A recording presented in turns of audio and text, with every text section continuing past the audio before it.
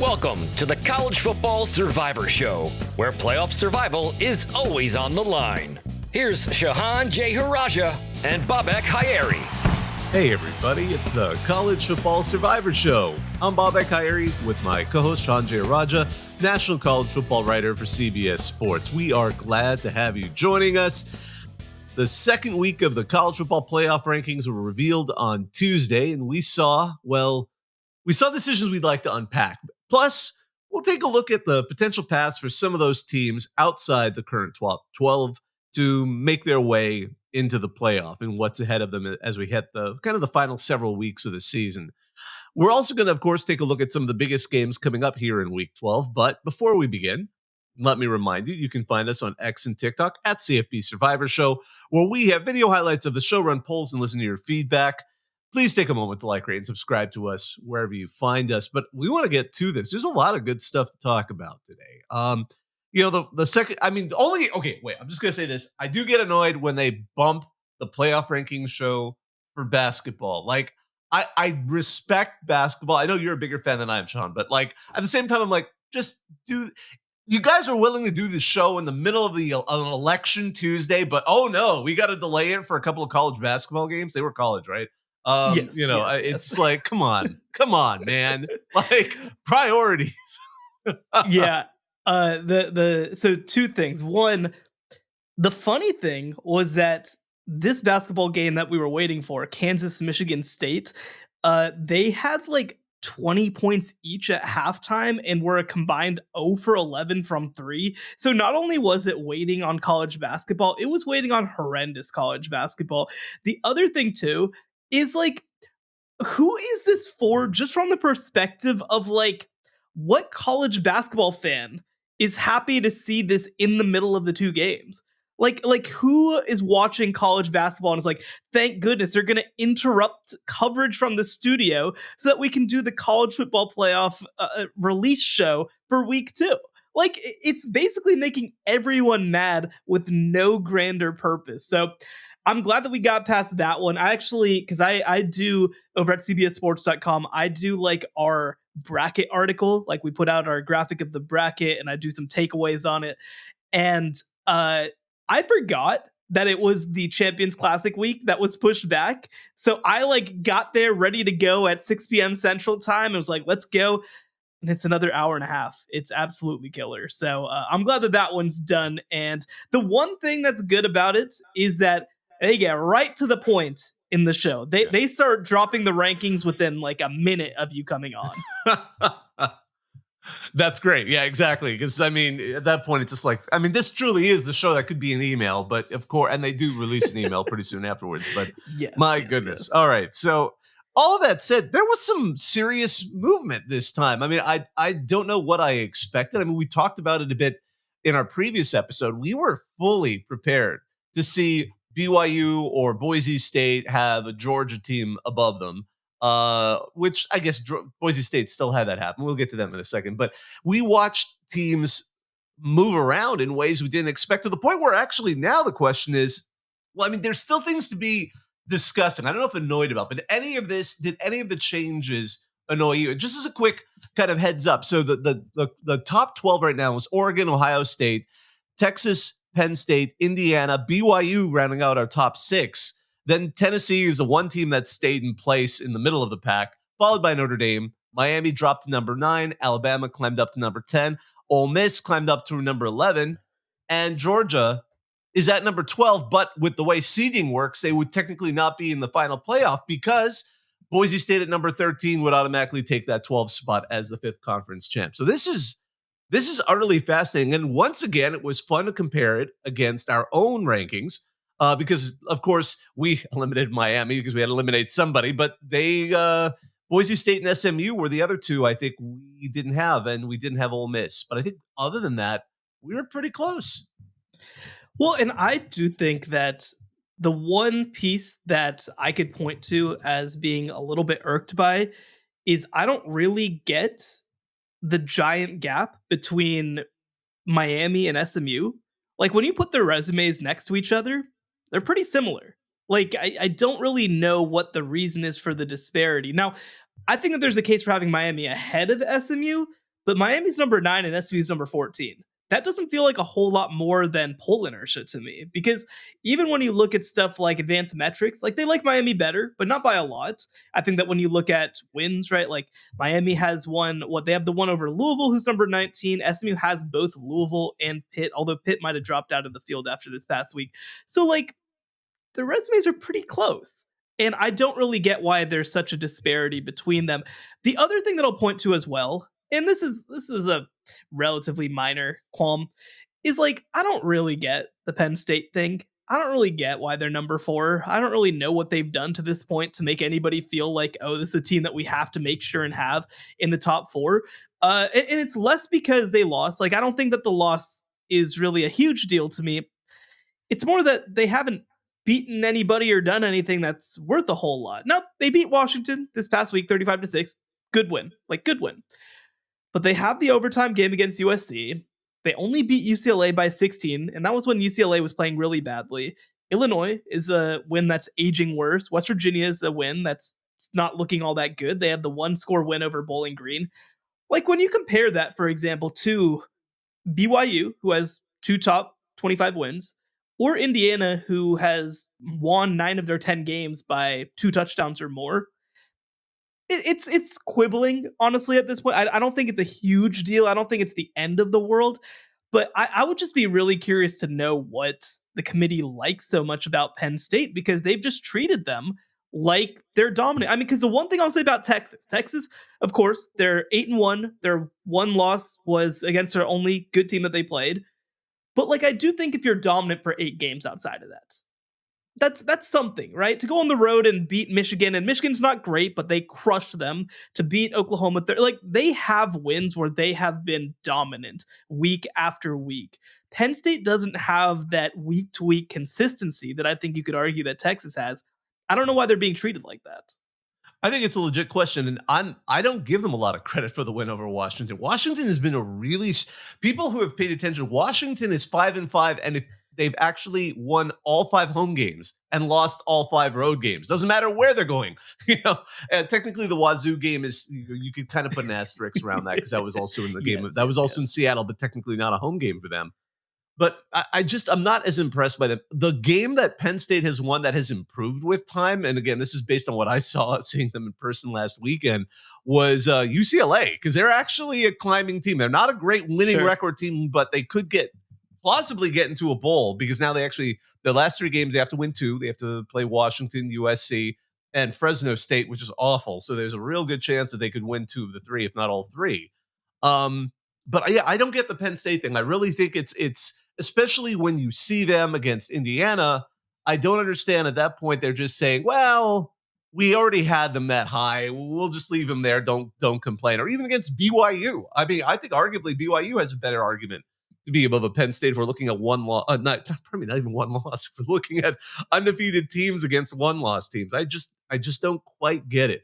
Although, and I'm sure Tennessee fans also don't get it. They don't get why those teams jump them, but not Penn State. So I think there's a lot of that going around right now. Of course, Tennessee is going to get, we'll talk about it towards the end of the show. We'll get an opportunity to really demonstrate what they can do against a Georgia team that the Georgia team is favored by 2 scores. We'll get to that again in the second half of the show, which again, it's striking. We live in striking times. One other thing that, and it was interesting too, I mentioned this because before we went on the show, that I do a live call-in show, and we were talking to people, and I was surprised how much pushback there was, particularly on the Penn State one. So I'm glad to hear you had some of that similar thinking there. Not shocked to see Alabama and Ole Miss jump to where they were. We didn't have Alabama in, but we kind of were waiting to see how they would do this past week. But both of those teams had good enough wins. We were having trouble, I think, fitting them both into our rankings, and they did something that was frankly in the back of my head. Can you just push Boise State out, which we can't do on the Survivor Island because we have to have a G5 representative there. But I was wondering, are they going to use that? I mean, there's only so much room in that top 12. And we'll see how the chaos, if chaos continues to reign in the SEC and we see them struggle to try and fit these teams. I will say this much. I am genuinely impressed. They had the chutzpah to put Georgia down at number 12. I did not did not expect. Did you expect them to move Georgia that far down in this? No, I didn't. I thought that, I think coming in, my assumption was that we'd get Alabama at around like 8 or 9, like maybe even ahead of Notre Dame, and certainly ahead of BYU. I thought that Indiana was kind of on the fence there. So I thought that we'd get like 8, 9, 10 Alabama, Ole Miss, Georgia. Instead, we get 10, 11, 12. I think that that's much closer to right. Now, I will say too, like Ole Miss again, like if they won their big game, as long as they win out, they should be fine. They should make the field.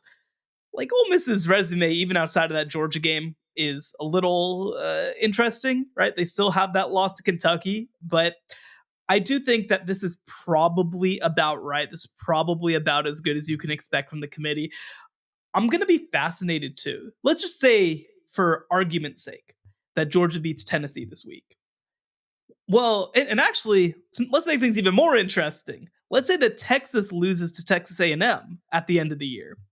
All of a sudden, we're going to have a whole wave of 2-loss SEC teams, none with 1 or fewer, by the way, trying to fight their way into the field against potentially multiple teams from the Big Ten, ACC, and Big 12 that will have fewer than 2 losses at that point. So, I mean, in that scenario, if I can go count through, Texas would be a 2-loss team, Tennessee would be a 2-loss team, Alabama, Mississippi, Georgia, Texas A&M.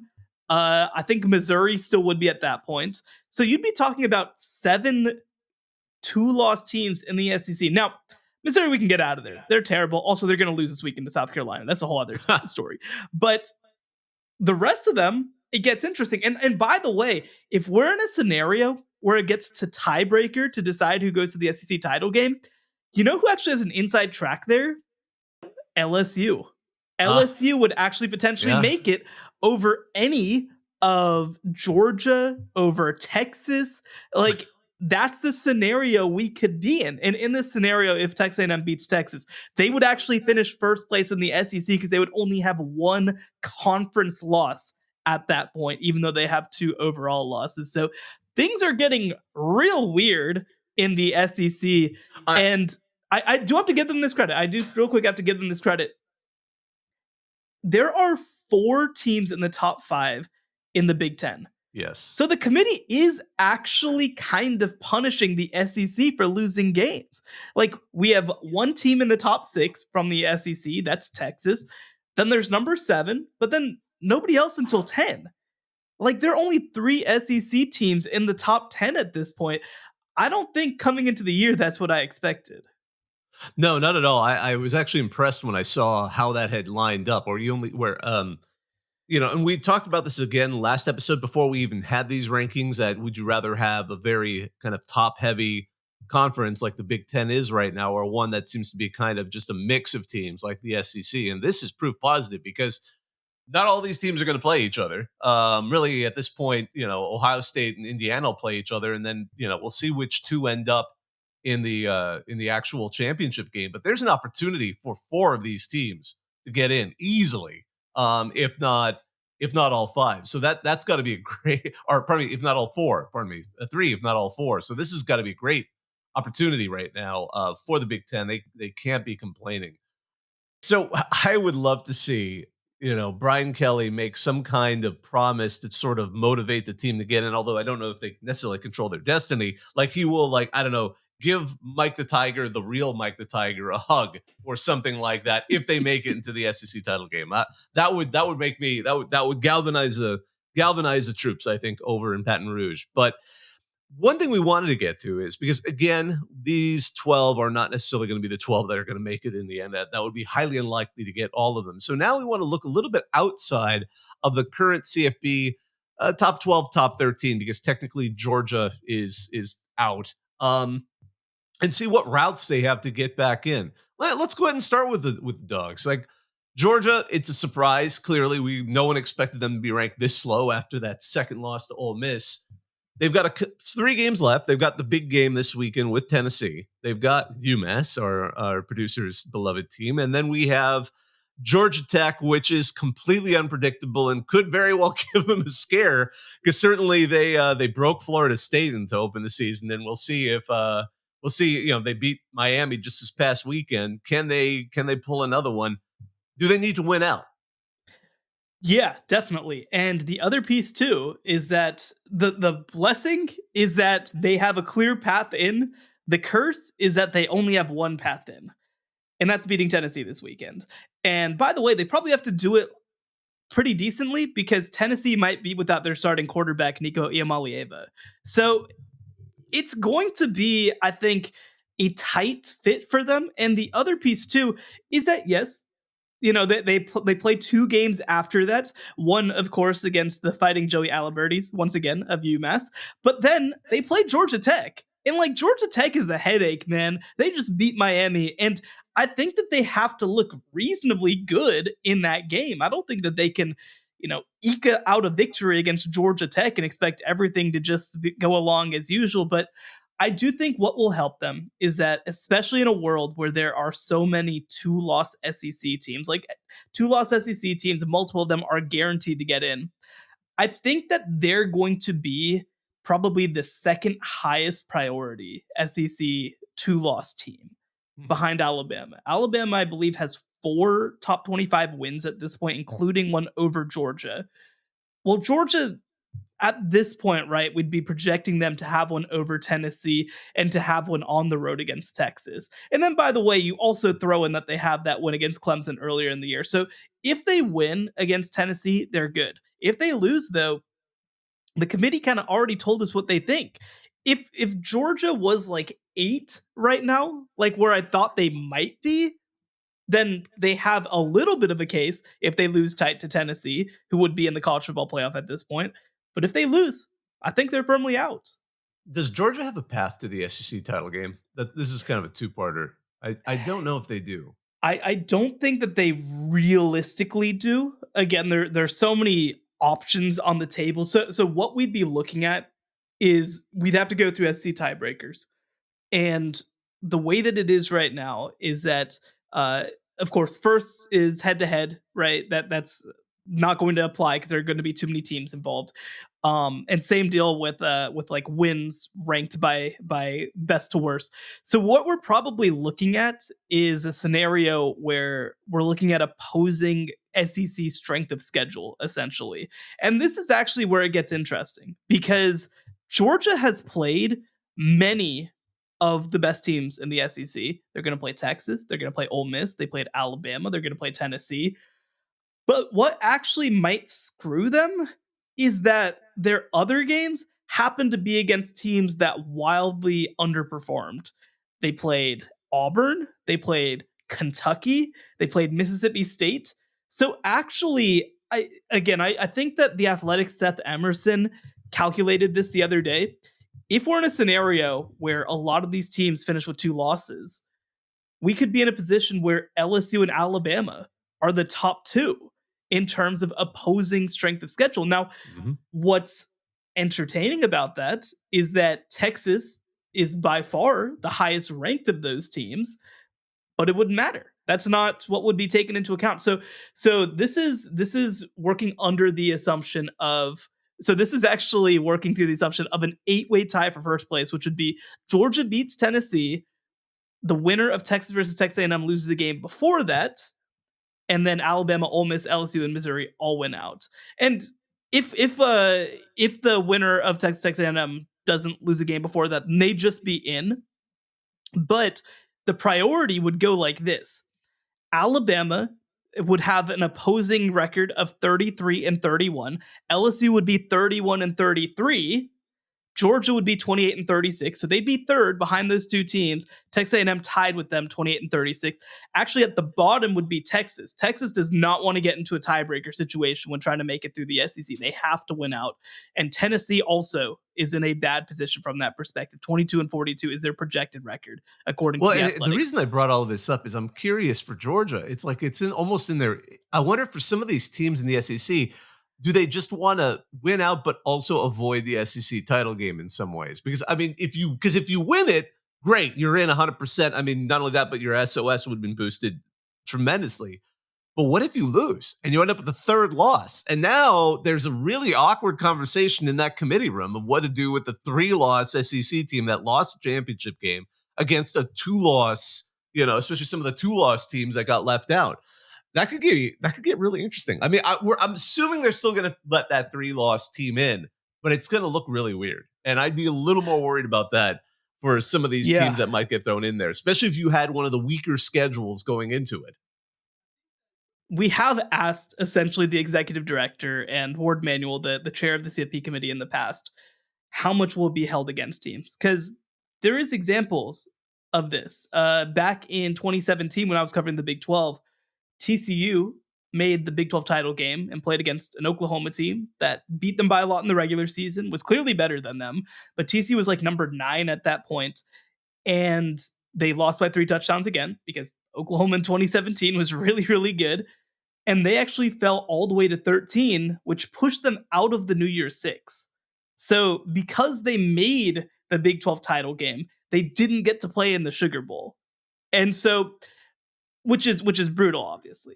And so I'm curious how this would be taken into account. And the other thing to take into account with this is, let's just say, right, that you're doing two-loss teams, right? Let's say that both teams in the SEC are 2-loss heading into the SEC title game.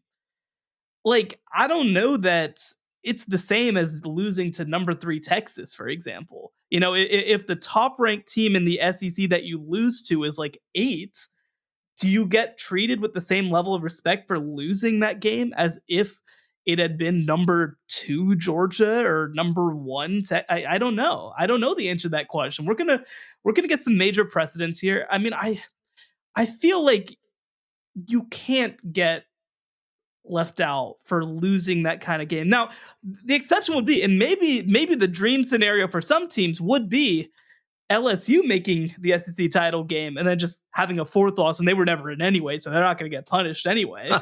But I don't know. It's really, really weird, honestly. Yeah, so I mean, while we're talking SEC, because I think we're also covering a few of these other teams, because A&M is obviously part of this conversation as well. They're ranked number 15. A&M wins out, they should be in, correct? I mean, they should be in the SEC title game if they win out. But if they take a loss somewhere, let's say they take a loss to Texas, would they still be in this? No, I don't think that they'd have any path. They wouldn't be able to make it through the SEC title game. They'd have 3 losses. Their only big win would be against LSU, who at this point is outside of the top 20. I just don't see a path. And the other thing too is that they actually need help to climb up. Like, if they backslide at all, they're not even close. So no, Texas A&M has to win out. They're probably the most interesting case of making an SEC title game and losing. Like, I don't even know in that scenario whether they'd be in a good position. They might, a similar deal. Like, they might want to find a way to not make the SEC title game because, well, and by the way, if they win out, they would be in because they only have 1 loss in conference play. But they're probably the most interesting case from that perspective of making it through and losing and being at risk of getting left out. Yeah, because the rest of their schedule, other than the Texas game, is miserable. New Mexico State and at Auburn, neither team is going to help them much.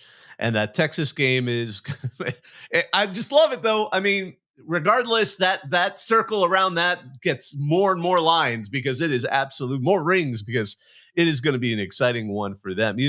Jumping out of the SEC, of course, SMU is now went down 1, is now at number 14 rather. And again, I kind of get it after the Alabama and Ole Miss wins. That kind of was going to cause this kind of jumbling around. The rest of their schedule is against middling teams from their own conference. Boston College, at Virginia, Cal to close the season. Do they have any shot outside of just straight up? I mean, we're going to assume they win out. I think they have to win out the regular season. But do they have any hope other than going to the ACC title game and winning? Yeah, I mean, they'd be a 2-loss team in that scenario. That's, I think, going to be tough for them. And Miami, again, if they were number 4 in the country, I think that makes your case a little bit better if you lose close. Well, I don't think that's going to be the case in this scenario. And they just wouldn't, I don't think, have the wins to offset the loss. That's I think, going to be the toughest thing, is that the ACC has not been very good this year, top to bottom. They don't have a lot of top contenders outside of these two at these point. And Clemson, I think is number 20 right now. That's okay. But like they don't even play that team in that scenario. So I think that they might, in an unfortunate way, get kind of screwed over by the schedule makers of the ACC. And no, I don't know that they have a way in if they don't win the ACC. I would say those nerds at Georgia Tech single-handedly screwed everybody in the ACC this past weekend. They love that. That's great. I love it. Oh my goodness, I love it because there was this meme about taking. Somebody, I forgot who it was, but they used that great clip from Galaxy Quest, a parody of Star Trek films, where this guy's dying and somebody who thinks is a famous, it was actually an alien, just an actor, but he plays the role.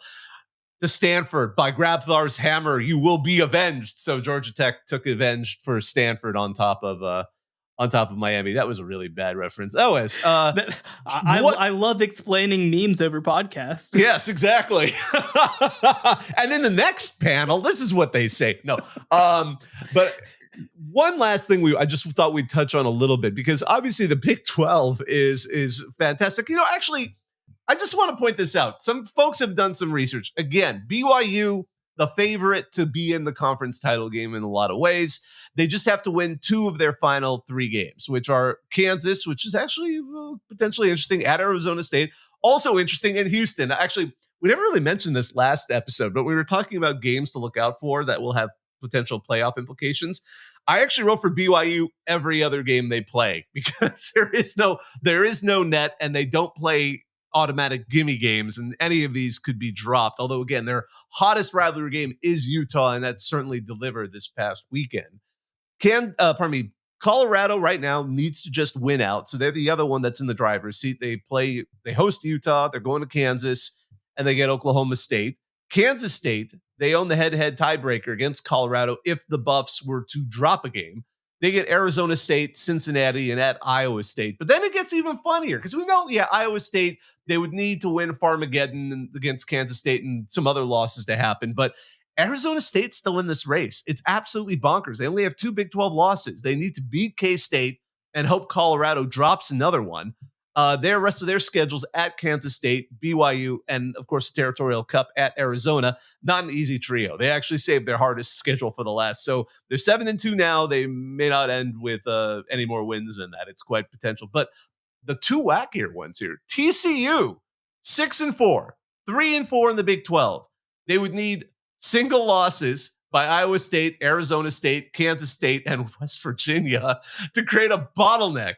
And then they might need Colorado to also lose a couple of games. They have 2 games left with Arizona at Cincinnati. It gets even crazier than that, because the Mountaineers of West Virginia, Neil Brown's team at 5-4, is 4-2 in the Big 12. They need Kansas State and Iowa State to both lose.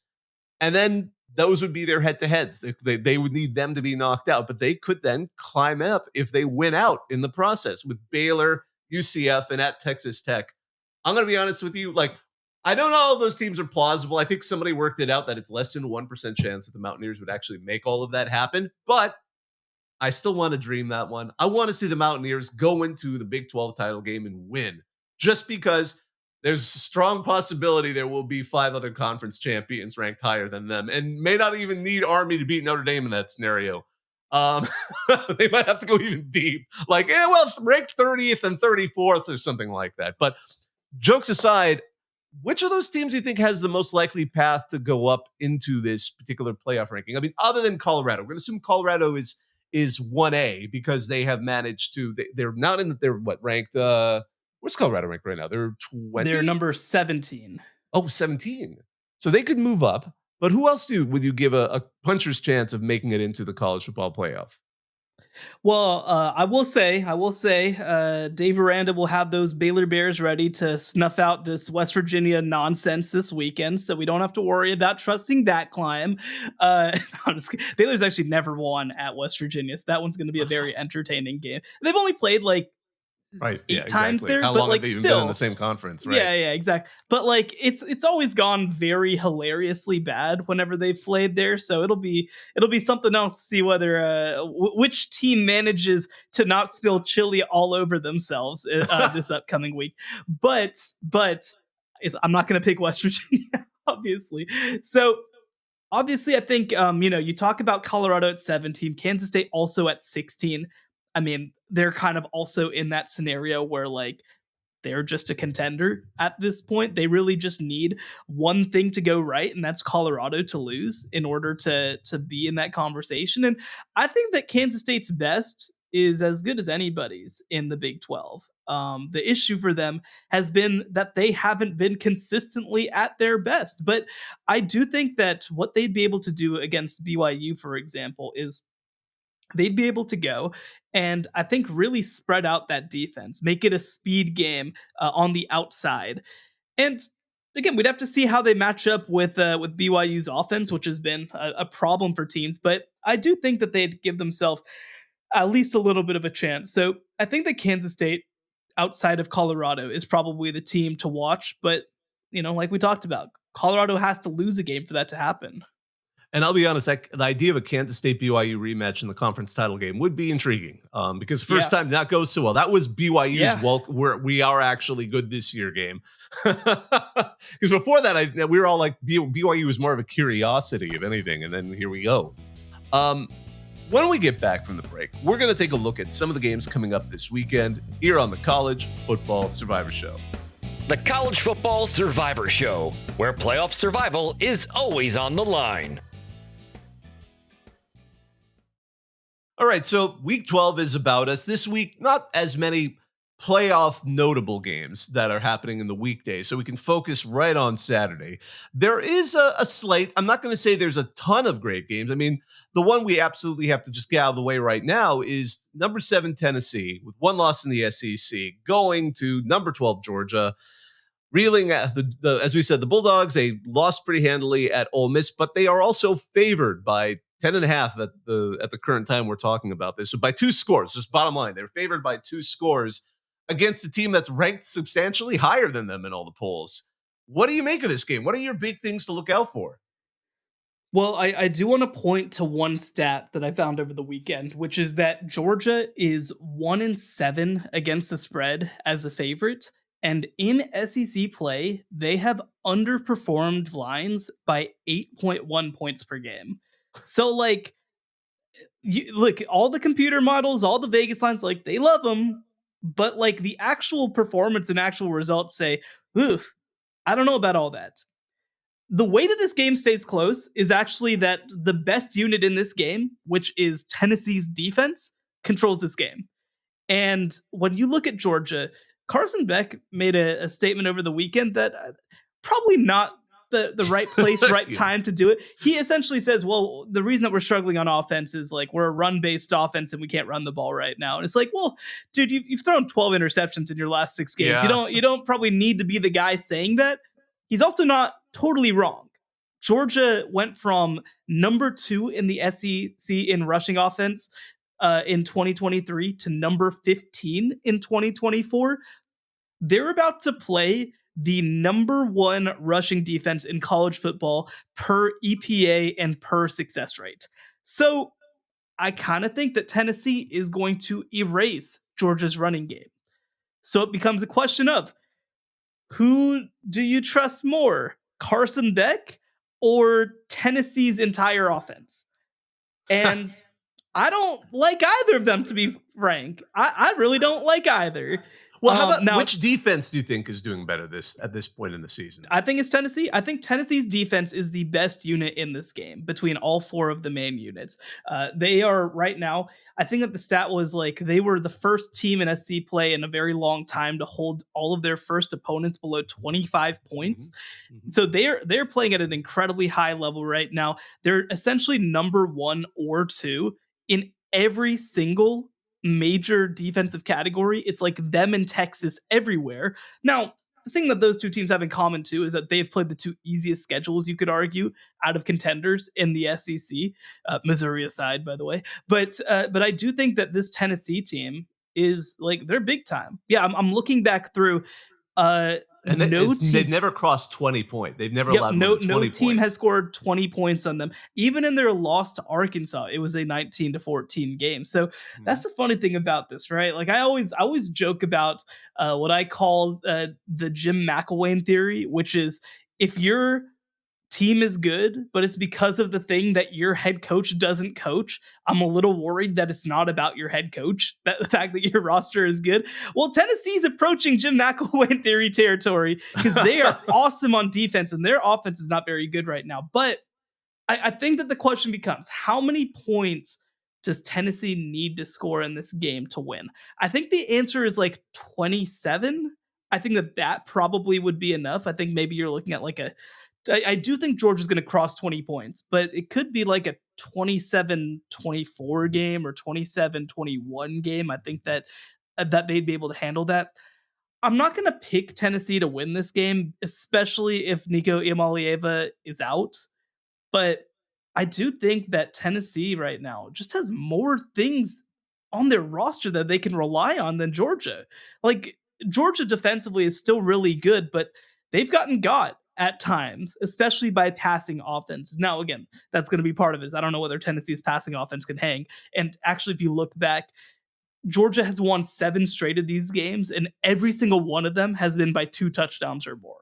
So maybe it'll just end up being another one of those. But I kind of think that Tennessee's defense might have a chance to control this game. So what I'm hearing is in a few months, we'll probably be talking about which team should hire Tim Banks. We should already be having that conversation. Yeah, I know. No, I know. Oh, let me tell you, I had to listen to. I mean, I loved listening to him. But there was an East Carolina fan, and he was talking about like Sloan and Tim Banks, and I'm like, okay, those guys are probably also going to be up for P4 jobs. So I know East Carolina's got a lot of support. But the thing that I'll point to, well, one, I'll point to the fact that Joe Sloan is an ECU alum, so that's the one thing I could say. Yeah, but exactly. The other thing, and actually the other thing that I'll point to is that LSU's offense is a lot worse than last year. But that's, again, it's a personnel thing probably more. But I will say too, something that might help them out a whole lot. If you're an ECU fan listening to this, the P4 coaching cycle this year might be tiny. Like there might not be hardly any jobs that come open. I'm looking in think about the SEC right now. Like Sam Pittman could be fired. He's also, I think that he could be considered to be on retirement watch as well. But Florida's keeping Billy Napier. I don't think that Auburn's moving on from Hugh Freeze. Like there might just not be very many jobs that come open this year. So I do think that a team like ECU could potentially be a winner because of that. But the other piece too is that Tim Banks, from a salary perspective, can probably get paid more at Tennessee to be defensive coordinator. One of them pointed out that Sloan would get like $100,000 boost in his overall salary if you move to ECU. Which again, at that point, you just want to be a head coach. Which I always worry about that. It was originally a principle made by business professors, a parody, but I love it, called the Peter Principle, where you get promoted until you're incompetent at your job. And we always see that with some great coordinators who get that head coaching job and they're like, I have no idea how to do this. Or someone who's great at a lower level, more limited, you have to wear many hats. And then you get the rare day walker like Kalen DeBoer, who can win at a NAIA team where he's wearing like 12 hats and also just be the head coach, CEO of the Alabama Crimson Tide. Like that's those people are the ones. Well, but let's move on. I will really quick point on the fact, not to make this a Tim Banks head coaching episode, but Tim Banks is actually like a Midwestern guy too. So he actually had never really coached in the South and in the SEC until he came to Tennessee. So I'd be curious too if he gets more burn for Big Ten jobs potentially than he does SEC jobs. But again, similar deal. We don't necessarily know which one of those are going to come open anytime soon. Absolutely. So we might as well just circle in at least a couple of more of these SEC teams just together then. Texas, we've talked about this game. Number 3, Texas, 8-1, 4-1 the SEC. Obviously, they're the other big one-loss SEC team. Heading out to Arkansas, a game where, while the Hogs have been inconsistent, this is going to be in Fayetteville. This is going to be against a team that truly hates Texas. Probably Only Texas A&M in the SEC matches them. Oklahoma, it's that bitter, that kind of weird, respectful hate thing. Texas A&M is true; they despise them, and I think Arkansas is right up there. What do you make of this game? Do you think the Hogs have any shot? Well, something that I don't think enough people realize is if you look at some offensive metrics, like Arkansas is up there with anybody right now. If you look at specifically offensive success rate, they're number 6 nationally, according to College Football Insiders, number 7 in rushing, and number 13 in dropbacks. So maybe if Pittman retires, they can just promote their offensive core. Oh, right. Yeah. That sounds like an idea. That sounds like we could give him a motorcycle as a gift to celebrate his hiring. That would be hilarious. But it's no, I mean, so that's a big thing. Now, the issue for them is that they cannot defend the pass at all. Like they cannot defend the pass at all. And Texas has some very good receivers. And so that might not be awesome for them. The way I think for Arkansas to make this a good game is to, on both directions, really try to lean into the running game, right? Try to bait Texas into the run because they're pretty good against the run overall. And Texas doesn't have a whole lot at running back right now because of some injuries. And the other direction, like you just want to, I mean, you got to come out running the option basically. If you're Arkansas, you got to be, with Talon Green and Jaquindon Jackson is expected to be back for this game. Like you just want to really muck things up with your running game. I think that Arkansas is going to give themselves a chance. I think the spread is like 15.5 or 16.5 maybe. Like I think that Arkansas is going to cover. I think that this is going to be Texas pulling away late, and there is absolutely a chance that Arkansas shocks the world. I mean, again, we talked about it. Sam Pittman I don't think that he's going anywhere. Like, he's not going to get fired, but like, he might just want to ride off into the sunset too and be like, you know what, I had a great run. I'm kind of done here. If you deliver a win over Texas in your final season, like, dude, you will be a legend there forever. They'll just be like, man, keep the house, keep the hog statue, just be our mascot for the rest of time. But like, you will be a legend there if you beat number 3 Texas in your final season. So I know that they're going to throw everything that they have at this game. I just don't know if it's going to be enough. You made me think of that one. I'm trying to remember who the coach was. Was that D2 or D3 several years ago? Who decided in his last game, when the game went final, he literally just walked off the field and like walked into the horizon, because it was like one of the D2 schools where they don't really have like this. He just decided like that was his way of like walking off in the sunset, but it confused a lot of people because he didn't tell everyone that's what he was going to do. He literally just walked off. People are sometimes things are better as social clips or expressions than they are as like real life. That's one of those things wonderful. Where he's been there like 20 years. He hadn't even thought about that. He was still in his old school mentality, and he walked off and forgot. People are going to videotape that, and everyone's going to wonder, did that guy just like leave his team? The other team. Did that guy have a mental break? What is happening right now? There's an old man now walking around town. We better find him. One other SEC team SEC game I want to mention, not because they're necessarily playoff contenders, because to me, this is like the potential strength of schedule wrecker for some teams. And that is South Carolina going to Mizzou. They're 21 and 23 respectively. But when they are ranked by the CFP at that point, we talked about that with Louisville last week. And now South Carolina is another 3-loss team. They place them there, you feel like, to legitimize some of the upper half of the rankings. So if South Carolina or Mizzou lose, and one of them is going to, their teams are going to be affected. The only wash in that is Alabama, because they have both. Alabama's beat both of them. But LSU and Ole Miss have wins at South Carolina, and Texas A&M has a strong win over Mizzou. What do you make of this game? Is it going to make an impact on potentially some of these two-loss teams that are vying for position? I don't think so, and for 2 reasons. One, I think that South Carolina is going to absolutely demolish Missouri. I think that Missouri is going to lose by like 25 points. But the other thing, too, is that if it is Missouri who loses, ultimately, it's not a whole lot of teams that have been impacted by Missouri, because Texas A&M, right? Like, I mean, you kind of build that in at this point, but I don't think that them falling out will impact Texas A&M all that much. Alabama, like you mentioned, I mean, they have so many other good victories at this point. So I don't think it's really going to matter too much. Now, if you're in a situation where South Carolina wins, it gets a little more interesting because I think loses. South Carolina loses. No, well, I'm saying if South Carolina wins this game, sure. If South Carolina loses this game, then I think it does get a little more interesting because like that loss then suddenly looks a lot worse for Texas A&M. It looks a little weirder. So, and I think that even for Ole Miss, that's a big part of their case is that they crushed South Carolina, which is looking better now than it did at the time. But I don't think overall it's going to matter too much because I think opinions of both these teams are pretty baked in at this point. Moving outside of the SEC, the game that has the closest line among contenders, which surprised me, not entirely, but I think I was surprised how close it was. Kansas heading to BYU. BYU is favored by 2.5. What? I'm still trying to wrap my head around that one. That one honestly astonishes me.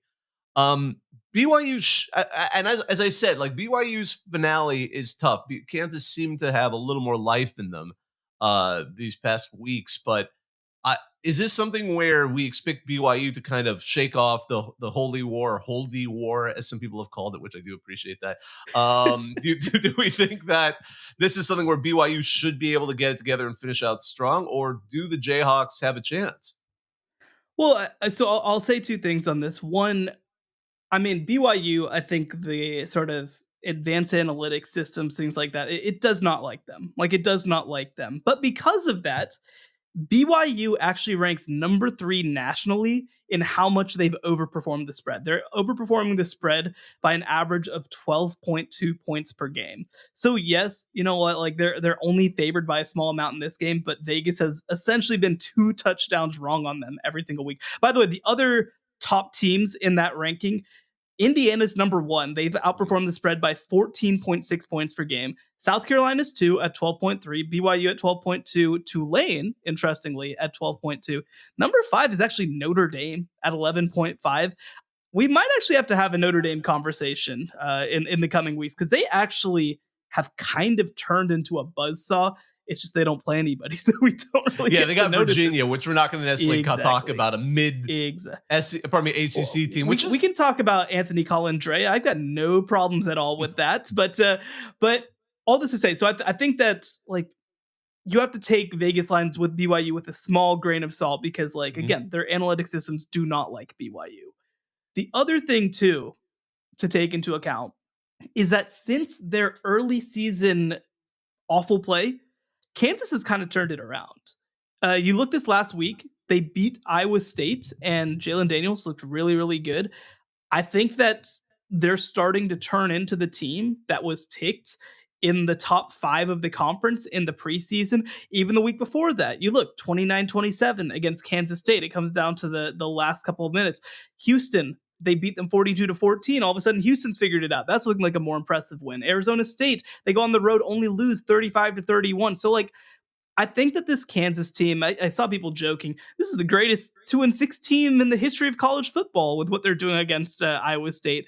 And I think that they are much more dangerous than a 3-6 record would have you believe. I mean, they technically could make a bowl game if they beat at BYU versus Colorado at Baylor in their final 3 games, which I do not think they will do. So I do think that this game is going to be close. I think it's going to be competitive. And I do think that Kansas will even have chances to win this game. But BYU is just a more complete team at this point. BYU is playing at a higher level. They make less mistakes. And I think that this will be the kind of game that comes down to which program makes less mistakes in this one. Whichever team turns the ball over more, whichever team gives up a defensive touchdown, something like that, it allows a long breakaway maybe, that's going to be the team that loses the game. The team that plays cleaner football will be the one who wins, because I think these are 2 teams that are pretty evenly matched. And so far this season, that's been BYU 90% of the time. But we saw them, I mean, this past week, they had issues against Utah. And this is also a major emotional hangover spot after the way that they beat Utah. So they have to be ready for this one, and Kansas is absolutely good enough to take advantage if something goes wrong. There's another pair, and I'm going to just put them together in the Big 12 that I wanted to mention because Utah is going to go play at Colorado. We saw what Utah could do. Of course, we heard the sad news. They've lost another quarterback, so they're going back to Isaac Wilson. And the backup is the fifth string quarterback. It ends up Howard, he actually got injured in a practice, so he can't play it. So I believe they're now starting. They've got two quarterbacks left. I believe if they both go down, they're just going to roll out a machine that can chuck the ball and just everyone just try to catch it. They'll just hand it to they'll hand it to the center to turn it and just fire it off. But they're playing at Colorado, and Colorado's got to. Colorado seems to have that buzz around. The other game, of course, Arizona State, which, as we mentioned, is got an identical record to Kansas State. That's going to be an interesting game in Manhattan. Those two games are legit battles to see who could potentially be in the Big 12 title game, other than Utah. But I mean, again, we'll just throw them in there because they're playing Colorado, and Colorado has to win. What do you make of these games? No, I mean, in two good games, and I think that Utah, obviously offensively, is a disaster, but defensively, they're the type of team and program that can suffocate Colorado. So I think it's less a question of whether Colorado wins this game, because they're going to win. It's going to be how do they handle a really physical, aggressive defense. And it's going to tell us a little bit about how they might match up with BYU on defense. Now, BYU's offense on another planet than what Utah's throwing out there right now. But I do think that that's maybe more valuable, is just getting that projection a little bit, looking forward to a Big 12 title game. Kansas State versus Arizona State. Like, Arizona State just sticks around, man. They just have not fallen as yet. Now, I will say their star running back, Cam Scatabo, is questionable for this game. It sounds like he's probably going to play, but if he can't, that is a huge freaking deal. And Arizona State, too, has kind of started to look a little more shaky over the past couple of weeks. I feel like Kansas State is probably the team where just kind of things go wrong and they lose that game. But again, like they just continue to win them and look poised in the biggest moments. Yeah, I do want to point out one thing about Colorado. If they do end up on their backup quarterback, if Isaac Wilson either goes down or they decide to pull him, the fifth string quarterback for Utah, Luke Bottari, is the person who beat Colorado last season, throwing 6 I forgot of 10 that for Bottari 61 started yards. that game. Yeah. I think that at one point he was a walk-on. I don't even dude, there's so much Utah quarterback lore at this point between the last 2 years. Like just to run through them, right? So we obviously Cam Rising barely exists at this point. Like, he's not even a real person. By the way, I just have to say, somebody pointed out in the last 2 seasons they've had 5 quarterbacks go down with season-ending injuries, which is insane. So we got Cam Rising, we've got Bryson Barnes, the pig farmer, who obviously started last year, went to Utah State, and then lost the starting quarterback battle to Spencer Petras, the former Iowa starter. There's Brandon Rose, who started his first game last week and actually looked pretty okay doing it. So maybe he's not being valued enough. Luke Bottari, who's never played despite being on campus for I think 5 years. Now you got the freshman Isaac Wilson in there. You've got Sam Heward, who was a former 5-star. I just don't even, how are you even running through this many quarterbacks? I should not know this many quarterbacks at the University of Utah. Yeah, I don't know what their practice is going. They're just hitting them with hammers every day. This may be a controversial take. I don't think that the way to prepare your quarterbacks for game time is by running Oklahoma drills for 90 minutes. Oh my goodness. Yeah. Well, we're not sure, but if you're a Utah quarterback, our thoughts are with you at this point. Or if you're it's gotta be weird if you're a recruit seeing this. Of course now, anyway, the one G5 game I'm going to mention, only because we should mention it, Boise State at San Jose State. I just want to say one thing. I am getting a little nervous about Boise State, only because that Nevada game was closer than expected. There's only so much you can do. We've talked about, they also obviously have other talent on both sides of the ball. But San Jose State's a team that's we've talked about them looking a little bit better. They are now bowl eligible. Obviously, they brought Ken Niumatalolo. Yeah, the great Navy coach who he kind of petered out. He stayed a little bit too long, I think, and spent a year last season on Chip Kelly's staff, kind of modernizing his views on the offense. And they were picked 10th in the Mountain West. Now they're currently in 4th all alone. They're going to go to a bowl. They're on the rise. I mean, I'm not necessarily saying they could beat them, but I'm also not entirely expecting Boise State to roll here because they've had a couple of games that have nearly gotten away from them. What do you make of that? Can Boise State continue to roll through? Because that's the other thing, too. Now, if they went out, they're guaranteed to be in the playoff. But we were wondering if they could eventually climb their way up higher than 12. At this rate, do you think they need to start beauty points? Or would that be putting too much on the Broncos at this point? Yeah, I mean, I think that if you're Boise State, I think the goal is just to make the playoff right now. You want to be in the best position possible heading into the Mountain West title game. Because, again, you don't want to be putting beauty points on and then somebody get hurt, right? So I do think that the most important thing here is just take care of business. Don't worry about the rest of this stuff. If there's opportunities, certainly you want to take advantage of them. And if you can put games away early, that's another piece of this. If you can put games away early and make it essentially a non-factor, I think you want to do that. But two things in this game. One, I just dropped my wife off at the airport to go visit her parents in San Jose. I'm staying here without her. I should have gone. I could have seen Ash and Ginty live. What was I thinking? It's a CBS Sports Network game too. So I'm sure I probably could have gotten on. I don't know if CBS Sports Network could do anything for me, but I could have asked, can I just be on the sidelines for this game? But no, I didn't. So now I have to make my daughter and my wife instead go to that game for me and see Ash and Ginty. We need them to pay witness to the best running back of the past few years in college football. So I'm actually a little bit sad about that. That's crazy. I didn't even realize. Put your wife in the press box, give your child an SLR. She can take the players will go right over her. I think that we could make it happen. I probably could make a call today and get them into San Jose State versus Boise State. Man, I'm actually kicking myself a little bit about that one. That's crazy. Now, Georgia, Tennessee's at the same time. I'm live blogging it for CBSSports.com. I wouldn't have probably been actually able to do it, but still, that would have been cool. Anyway, more relevantly, keep an eye out if you're watching this game for San Jose State wide receiver Nick Nash. He is quietly having maybe the best season in college football by a receiver this year. 86 catches, 1,156 yards, 13 touchdowns. He ranks among the national leaders in essentially every single category.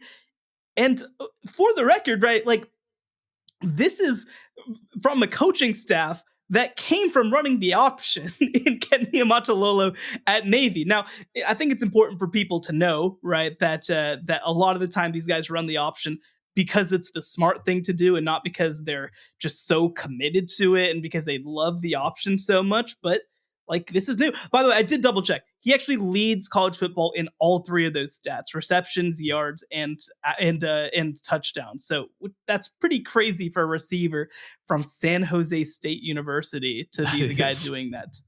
So I don't know how I never noticed this. I don't know how I never noticed. Spencer Danielson, I didn't realize he went to Azusa Pacific. They were D2 and at one point even NAIA, and they dropped football in 2020. But that is wild. Imagine rising up from there to having that kind of a program and potentially getting your way into the college football playoff. I mean, tremendous work there. Well, I love it. Lots of good stuff to look out for this week. I mean, again, and we know there's a game we didn't mention where some team is going to just come out there and just clock the other one. And we're going to be like, hey, guess we're going to have to work around this team now. Can't wait to see how that works out. I wanted to thank all of you for listening. We always enjoy having you part of our conversation. Thanking our producer, Joey Aliberti. Be sure to like, rate, and subscribe to us wherever you get your podcasts. You can find us on X and TikTok at CFP Survivor Show. He's Shehan J. Raja. You can find his work at CBSSports.com and at Shehan J. Raja on X and TikTok. I'm Bobak Kyrie, part of the group that runs Reddit CFB. Thanks for listening. The College Football Survivor Show, where playoff survival is always on the line.